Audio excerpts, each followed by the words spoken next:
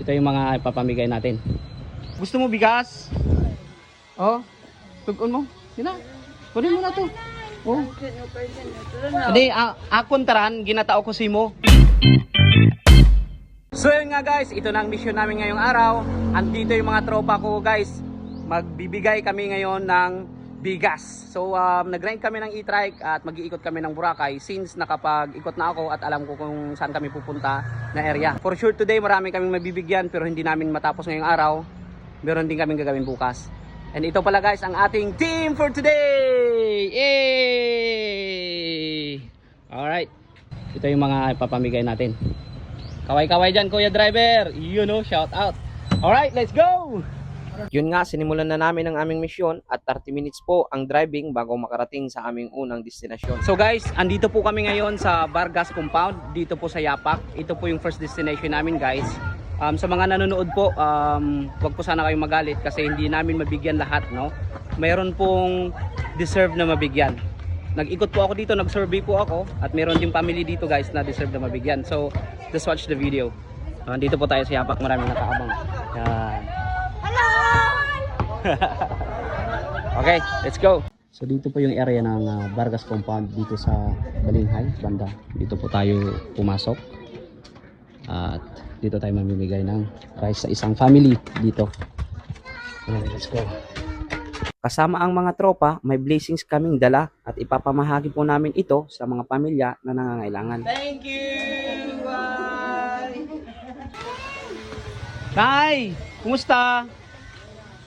Gusto mo bigas? Oh, tugon mo. Sina? Kunin mo na to. Oh. Hindi, akon taran, ginatao ko simo para may tugunon ka. Ha? Sige po. Bye-bye.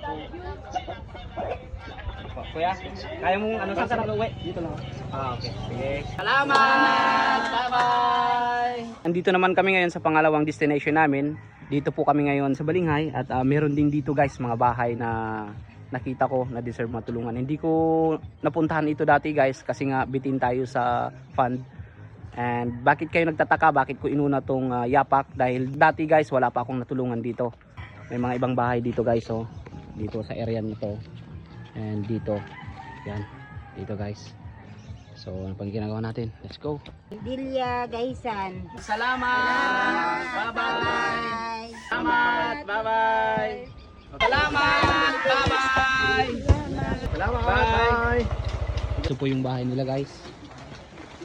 Slowly but surely. Mga bata. Ito yung area nila.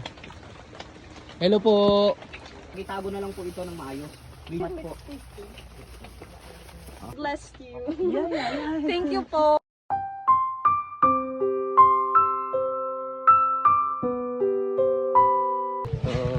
Ate, maraming salamat for guiding us. Maraming salamat po sa dalawang babaang ito na si Ma'am Romilin Seraspe at ang kanyang kapatid. Sila po pala ang nag-guide sa amin guys patungo sa bahay ng mga magkakapatid na nakatira sa bundok ng Diniwid. Thank you. Bye-bye. Meron tayong solid followers dito ni si Ate Mika. Ito na po yung last na bigas na dala ko ngayong araw. Para sa iyo Yante. Maraming salamat for supporting. Sige, bye-bye. Alright guys, we finished finally. Thank you so much for guiding us, Lord. And thank you so much to our friend and also our donor. And Miss Vicky with her friend. Thank you so much for sharing your blessings in the island of Boracay. Maraming salamat po sa panonood.